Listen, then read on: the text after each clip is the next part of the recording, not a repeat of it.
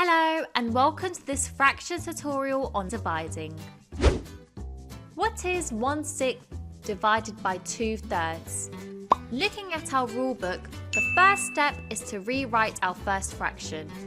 The second step is to change the division sign to a multiplication sign. And the third step is to write the reciprocal of the second fraction. This simply means to flip the fraction.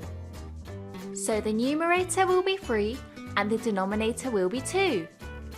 This is called finding the reciprocal of the fraction. Now we are ready to multiply. Let's look at the rulebook.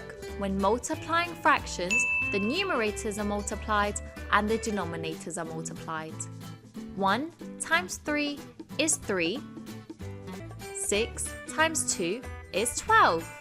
So 1/6 divided by 2/3 gives us 3/12.